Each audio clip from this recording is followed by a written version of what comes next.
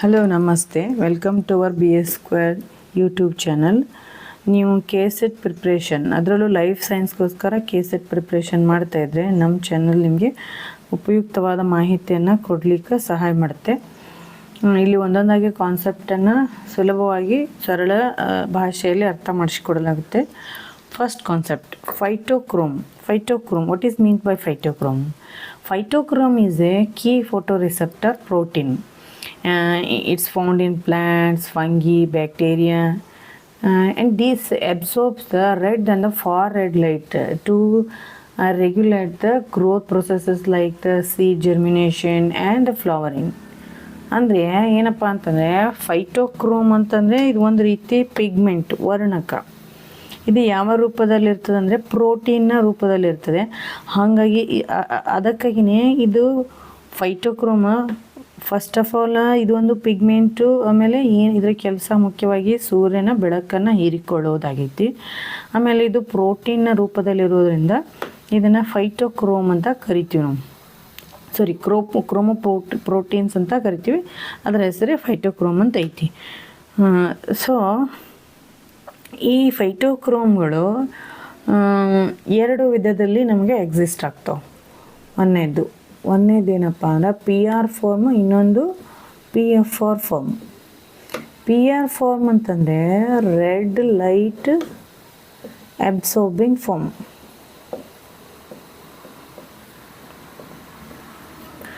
PR form ಅಂತಂದರೆ red light absorbing form. PFR form ಅಂತಂದರೆ far red light absorbing form. ಇದು PR form ಏನಪ್ಪ ಅಂತಂದರೆ ಇನ್ಆ್ಯಕ್ಟಿವ್ ಸ್ಟೇಟ್ನಿಂದ ಕೆಲಸ ಮಾಡುತ್ತೆ. ಇದು PFR ಫಾರ್ಮ್ ಆ್ಯಕ್ಟಿವ್ ಸ್ಟೇಟ್ನಿಂದ ಕೆಲಸ ಮಾಡುತ್ತೆ. ಇದು ಆಮೇಲೆ PR ಫಾರ್ಮು ಮತ್ತು PFR ಫಾರ್ಮು ಎರಡು ಇಂಟರ್ ಕನ್ವರ್ಟೇಬಲ್ ಆಗಿರ್ತಾವೆ. PR ಫಾರ್ಮು ಮುಖ್ಯವಾಗಿ ಏನು ಮಾಡುತ್ತಪ್ಪ ಅಂತಂದ್ರೆ ರೆಡ್ ಲೈಟನ್ನು ಅಬ್ಸಾರ್ಬ್ ಮಾಡುತ್ತೆ. ಅದು ಎಷ್ಟಪ್ಪ ಅಂತಂದರೆ 660 ನ್ಯಾನೋಮೀಟರ್ವರೆಗೂ ಲೈಟನ್ನು ಇದು PR ಫೋಟೋಕ್ರೋಮ್ ಏನು ಮಾಡುತ್ತೆ ಅಂದರೆ ಅಬ್ಸಾರ್ಬ್ ಮಾಡ್ಕೊಂಡ ತಕ್ಷಣ ಇದು ಏನು ಮಾಡುತ್ತೆ ಅಂದರೆ PFR ಫಾರ್ಮಿಗೆ ಬರುತ್ತೆ. ಅಂದರೆ ಇನ್ಆ್ಯಕ್ಟಿವ್ ಸ್ಟೇಟಿಂದ ಆ್ಯಕ್ಟಿವ್ ಸ್ಟೇಟಿಗೆ ಬರುತ್ತೆ. PFR ಫಾರ್ಮಿಗೆ ಆ್ಯಕ್ಟಿವ್ ಸ್ಟೇಟಿಗೆ ಬರುತ್ತೆ. ಆಮೇಲೆ ಇದು ವೈಸ್ ವರ್ಷ. ಮತ್ತು ಈ PFR ಫಾರ್ಮ್ ಏನು ಮಾಡುತ್ತೆ ಅಂತಂದರೆ ಫಾರ್ ರೆಡ್ ಲೈಟ್ ಅಂದರೆ ಸುಮಾರು 730 ನ್ಯಾನೋಮೀಟರ್ ವರೆಗಿನ ಬೆಳಕನ್ನು ಇದು ಅಬ್ಸಾರ್ಬ್ ಮಾಡಿಕೊಂಡು ಕೆಲಸ ಮಾಡುತ್ತೆ. ಆಮೇಲೆ PFR ಹೋಗಿ ಜಸ್ಟ್ PR ಆಗಿ ಇದು ಕನ್ವರ್ಟ್ ಆಗಿಬಿಡುತ್ತೆ. ಅಂದರೆ ಈ PR ಫೈಟೋಕ್ರೋಮ್ ಮತ್ತು PFR ಫೈಟೋಕ್ರೋಮ್ಗಳು ಎರಡು ಇಂಟರ್ ಕನ್ವರ್ಟಿಬಲ್ ಇರ್ತವೆ. PR ಫಾರ್ಮ್ ಏನಪ್ಪ ಅಂದರೆ ಇನ್ಆ್ಯಕ್ಟಿವ್ ಸ್ಟೇಟಿಂದ ಆ್ಯಕ್ಟಿವ್ ಸ್ಟೇಟಿಗೆ ಬರೋ ತರುವಂತಹ ಕೆಲಸ ಮಾಡುತ್ತೆ. ಆಮೇಲೆ PFR ಫಾರ್ಮು ಆ್ಯಕ್ಟಿವಿಂದ ಇನ್ಆ್ಯಕ್ಟಿವ್ ಸ್ಟೇಟಿಗೆ ತರುವಂಥ ಕೆಲಸ ಮಾಡುತ್ತೆ. ಇದು ಯಾವುದನ್ನು ಆ್ಯಕ್ಟಿವ್ ಮಾಡೋದು, ಯಾವುದನ್ನು ಇನ್ಆ್ಯಕ್ಟಿವ್ ಮಾಡೋದು, ಇದನ್ನು ತಿಳ್ಕೊಳ್ಳೋಣ ಈಗ. ನೆಕ್ಸ್ಟು see here,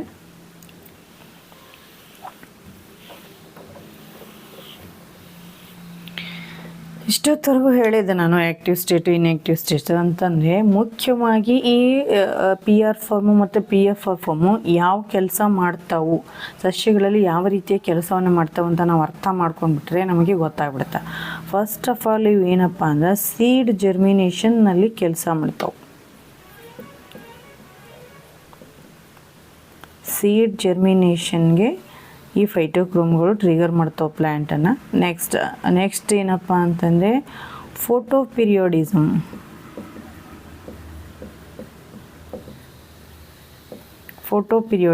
ಆಮೇಲೆ ನೆಕ್ಸ್ಟ್ ಏನಂದ್ರೆ ಶೇಡ್ ಅವಾಯ್ಡೆನ್ಸ್ ಮೀನ್ಸ್ ಅಂತಂದರೆ ಹೇಳ್ತೀನಿ ಕೇಳ್ರಿ.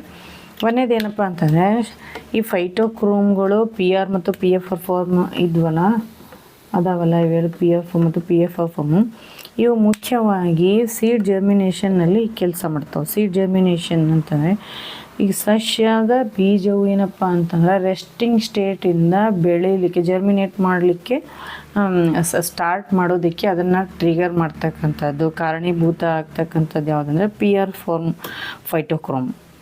ಇದು ಅಂದರೆ ಮುಖ್ಯವಾಗಿ ಯಾವುದರಿಂದ ಸಾಧ್ಯ, ಇದು ರೆಡ್ ಲೈಟ್ನಿಂದ.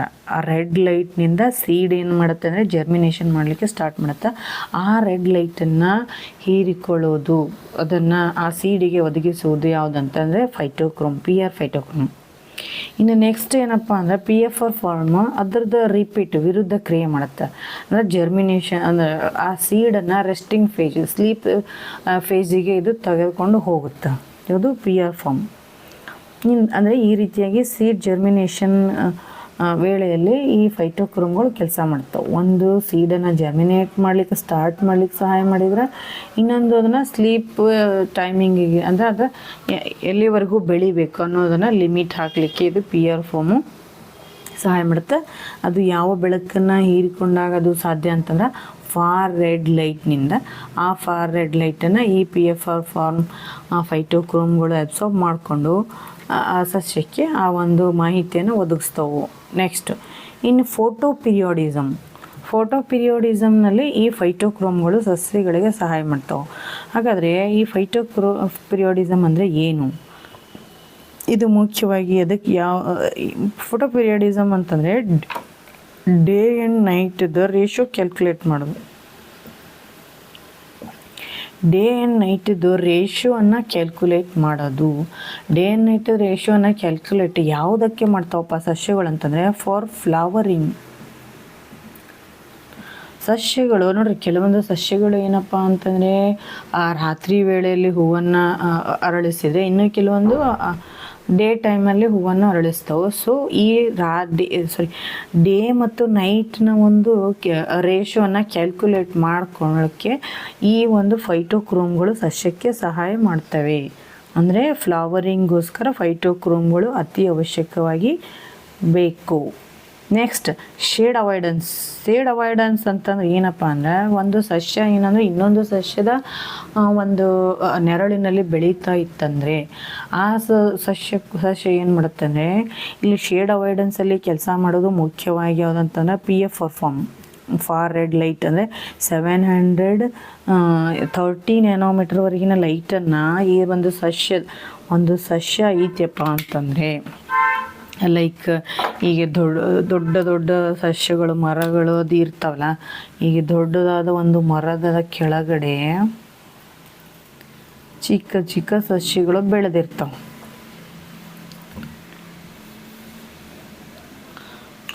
ಇಲ್ಲಿ ಚಿಕ್ಕ ಸಸ್ಯಗಳು ಬೆಳೆದಿದ್ರೆ, ದೊಡ್ಡ ಮರದ ಕೆಳಗಡೆ ಇಲ್ಲಿ ಚಿಕ್ಕ ಸಸ್ಯ ಬೆಳೀತಾ ಇದ್ರೆ, ಆ ಚಿಕ್ಕ ಸಸ್ಯಕ್ಕೆ ಏನಪ್ಪ ಅಂದರೆ ಸರಿಯಾದ ರೀತಿಯ ಬೆಳಕು ಸಿಗೋದಿಲ್ಲ. ಯಾಕಂತಂದರೆ ಈ ದೊಡ್ಡ ಸಸ್ಯದ ಒಂದು ನೆರಳು ಅದರ ಮೇಲೆ ಬೀಳೋದ್ರಿಂದ. ಸೊ ಇಂಥ ಸಂದರ್ಭದಲ್ಲಿ ಈ ಒಂದು ಫೈಟೋಕ್ರೋಮ್ಗಳು ಏನು ಮಾಡ್ತಾವಂತಂದರೆ ಮೇನ್ಲಿ PFR ಫಾರ್ಮ್ ಈ 730 ನ್ಯಾನೋಮೀಟರ್ ಒಳಗಿನ ಬೆಳಕನ್ನು ಹೀರಿಕೊಂಡು ಈ ಸಸ್ಯಕ್ಕೆ ಏನಪ್ಪ ಅಂತಂದರೆ ನೀನು ಬೆಳಕು ಈ ಕಡೆ ಸಿಗುತ್ತೆ ನಿಮಗೆ ಜಾಸ್ತಿ ಅಂತ, ಈ ಕಡೆ ಬೆಳಿ ಅಂತ ಟ್ರಿಗರ್ ಮಾಡುತ್ತೆ. ಸೊ ಅದರಿಂದ ಆ ಒಂದು ಸಸ್ಯಗಳು ಏನು ಮಾಡ್ತಾವೆ ಅಂತಂದರೆ ಈ ಸಸ್ಯದ ಒಂದು ಶೇಡನ್ನು ದಾಟಿ ಹೊರಗಡೆ ಬಂದು ಮತ್ತು ನೇರವಾಗಿ ಸೂರ್ಯನ ಬಿಸಿಲನ್ನು ಪಡ್ಕೊಂಡು ಬೆಳೀಲಿಕ್ಕೆ ಸ್ಟಾರ್ಟ್ ಮಾಡ್ತಾವೆ. ಇದಕ್ಕೊಂದು ನಾವು ಬೆಸ್ಟ್ ಎಕ್ಸಾಂಪಲ್ ಹೇಳ್ಬೇಕಂತಂದರೆ, ಒಂದು ಏನಪ್ಪ ಅಂತಂದ್ರೆ ಸಸ್ಯಗಳು ಬೆಳಕಿನೆಡೆಗೆ ಸಸ್ಯಗಳಿಗೆ ದ್ವಿತೀಯ ಸಂಶ್ಲೇಷಣಾ ಕ್ರಿಯೆ ಮಾಡಲಿಕ್ಕೆ ಬೆಳಕು ಅವಶ್ಯಕ ಅನ್ನೋದನ್ನು ನಾವು ಪ್ರೂವ್ ಮಾಡಲಿಕ್ಕೆ ಒಂದು ಚಿಕ್ಕ ಪ್ರಯೋಗ ಮಾಡ್ತೀವಿ ನೋಡ್ರಿ.